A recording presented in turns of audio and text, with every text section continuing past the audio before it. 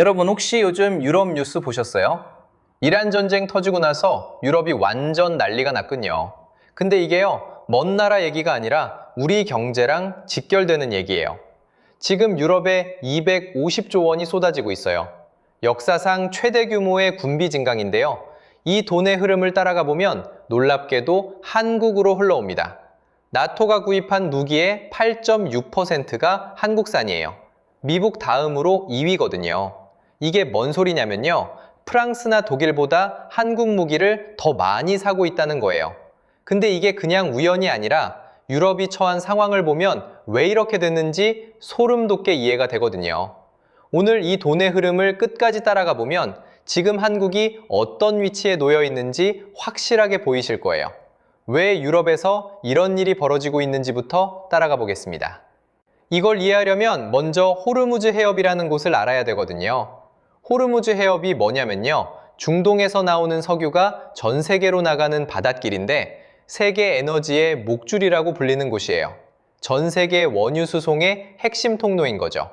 근데 이란 전쟁이 터지면서 이 목줄이 조여진 거예요. 원래 하루에 유조선이 135척씩 지나다니던 곳이 지금은 4척에서 10척밖에 못 지나가거든요. 이게 뭔 소리냐면요. 원래 100대 차가 다니던 고속도로가 갑자기 차 5대만 겨우 지나가는 수준으로 막혀버린 거예요. 당연히 기름값이 뛸 수밖에 없잖아요. 여기서 유럽 상황을 봐야 되는데요. EU는 전체 에너지의 55에서 60%를 수입에 의존하고 있어요. 에너지를 스스로 해결 못하고 밖에서 사와야 되는 구조인 거죠. 원래는 러시아한테 천연가스의 약 40%를 의존하고 있었거든요. 근데 우크라이나 전쟁이 터지면서 러시아 가스를 끊었잖아요. 그래서 미국이랑 노르웨이한테서 LNG를 사오는 걸로 겨우 전환했는데 이번엔 이란 전쟁 때문에 중동에서 오는 기름길까지 막혀버린 거예요. 러시아 가스 끊었더니 중동 기름까지 막힌 유럽 입장에서는 정말 최악의 시나리오가 펼쳐진 거죠. 게다가 유조선 보험료까지 4배에서 6배로 폭등했거든요. 배가 기름을 실어 나르려면 보험을 들어야 되잖아요. 근데 전쟁 나니까 보험사들이 위험하니까 보험료 더 내세요 하면서 가격을 확 올려버린 거예요. 이러면 기름은 기름대로 비싸지고 운송비는 운송비대로 비싸지니까 유럽한테는 에너지 비용이 이중으로 직격탄을 맞은 셈이에요. 여기서 반전인데요. 이 상황에서 돈을 버는 나라가 있어요. 바로 러시아거든요. 돈의 흐름을 따라가 보면 구조가 보이는데요.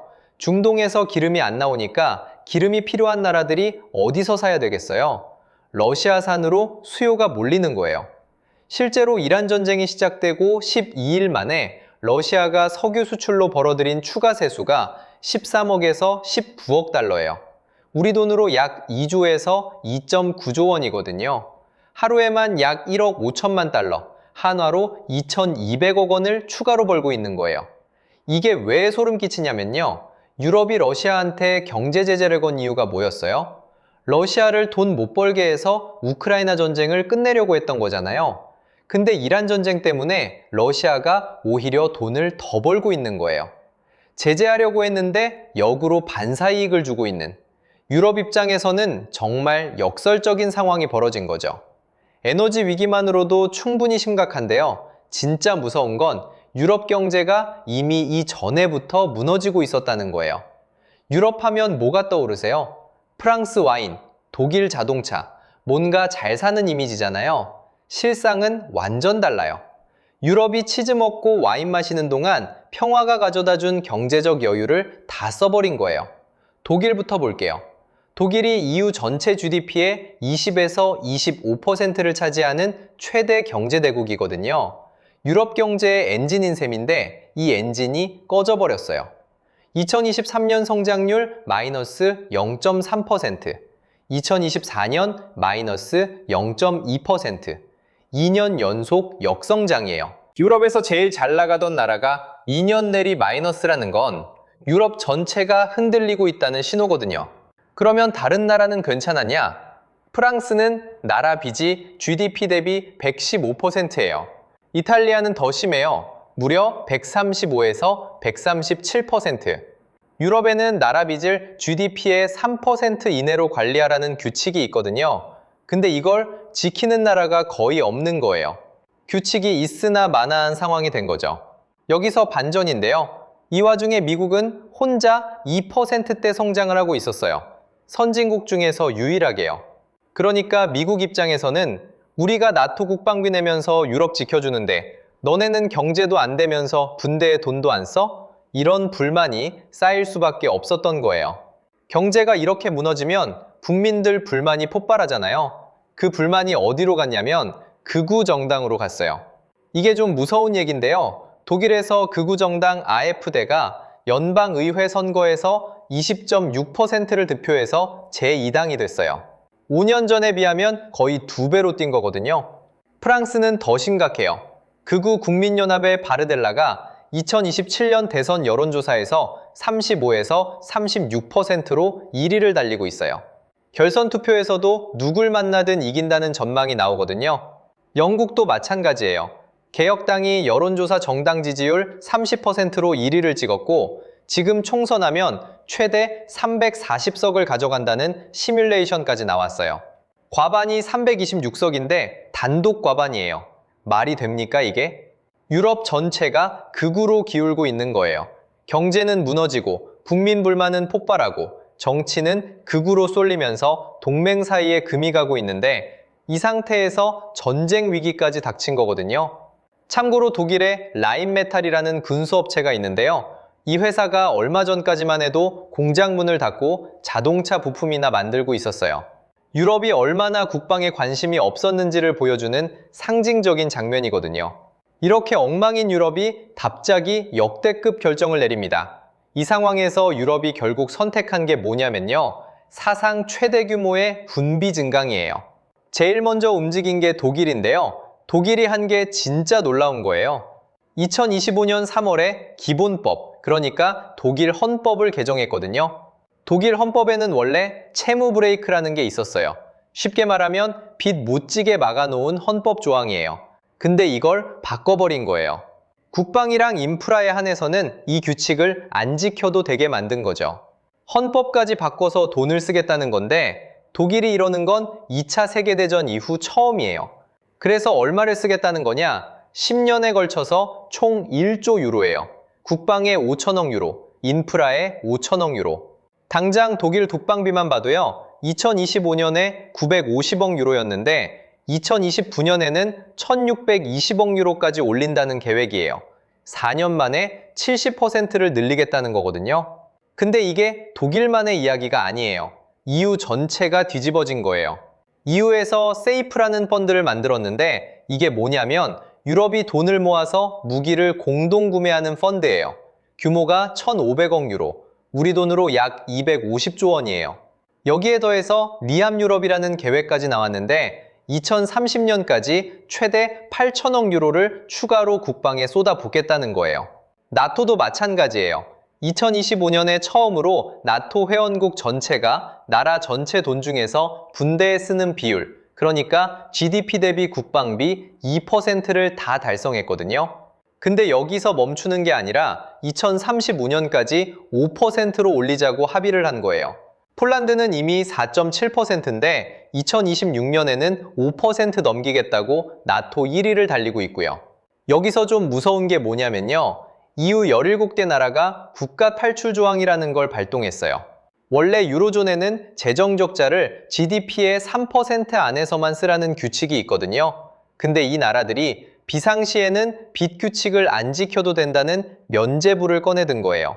돈을 빌려서라도 무기를 먼저 사겠다는 거죠. 파트 2에서 공장 폐쇄하고 자동차 부품이나 만들던 군수업체 라인메탈 기억나시죠? 그 라인메탈 주가가 우크라이나 전쟁 이후로 1000% 이상 10배 넘게 올랐어요. 유럽이 얼마나 급하게 무기에 돈을 쏟아붓고 있는지를 주가가 그대로 보여주는 거예요. 그러면 이 어마어마한 돈이 어디로 흘러갈까요? 여기서 놀랍게도 한국이 등장합니다.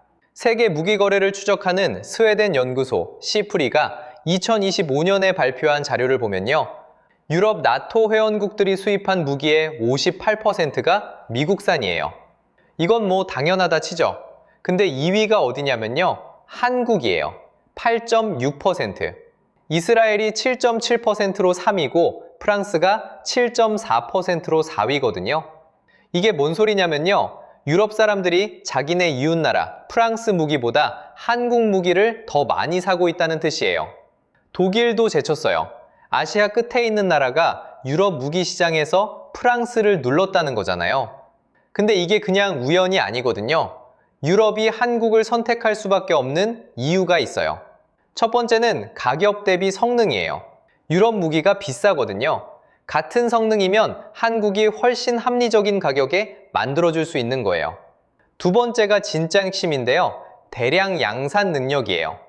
한국은 북한이랑 70년 넘게 대치하면서 무기를 계속 찍어내는 생산 라인을 유지해 왔거든요. 세 번째는 납기 속도예요. 아까 라인메탈이 10배 올랐다고 했잖아요. 근데 라인메탈을 포함해서 유럽 무기 회사들은 지금 주문이 5년 이상 밀려 있어요. 유럽 자체 물량으로는 턱없이 부족한 거죠. 급한데 기다릴 수가 없잖아요. 한국은 바로 만들어서 바로 줄 수 있거든요. 그래서 실제로 어떤 계약이 터졌냐면요. 폴란드를 보면 규모가 소름 돋아요. K2 전차 1000대, K9 자주포 672문, FA-50 경전투기 48대, 천무 다연장 로켓 288문. 한 나라한테 이 정도를 한꺼번에 사는 건 정말 이례적인 거거든요. 여기에 K2 2차 계약까지 추가로 180대, 금액으로만 8.5조에서 8.8조 원 규모예요. 이런 흐름이 숫자로도 확인되는데요. 한국 방산 수출이 2025년에 154억 달러였거든요. 근데 2026년 전망이요. 270억 달러예요. 1년 만에 거의 2배 가까이 뛰는 거예요. 수주 기준으로 보면 전년 대비 3.7배 수준이거든요. 근데 여기서 한 가지 더 중요한 게 있어요. 유럽이 돈 모아서 무기 공동 구매하는 펀드, 세이프 있잖아요. 이 펀드로 무기를 살 때 BEU, 부품 비율을 35% 이하로 제한하거든요. 그러면 한국 무기가 불리해질 수 있잖아요. 근데 현대로템이 어떻게 했냐면요. 폴란드 현지 공장에서 K2PL이라는 현지 버전을 조립 생산하기로 한 거예요. 유럽 안에서 만드니까 이 제한을 우회할 수 있는 거죠. 그리고요, EU가 아예 한국을 공식적으로 안보 방위 파트너로 찍었어요.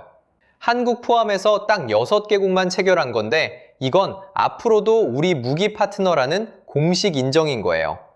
오늘 돈의 흐름을 따라가 봤는데요. 정리해 볼게요.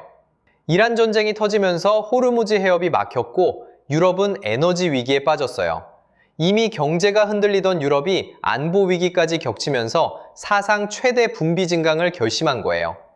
250조 원짜리 세이프 펀드에 8천억 유로 규모의 리암 유럽까지. 그리고 이 돈이 한국으로 흘러오고 있는 거죠. 나토 무기 수입에서 한국이 8.6%로 프랑스를 제치고 2위. K방산 수출은 270억 달러까지 뛸 전망이에요. 유럽의 위기가 한국의 기회가 되는 역설적인 구조인 거예요.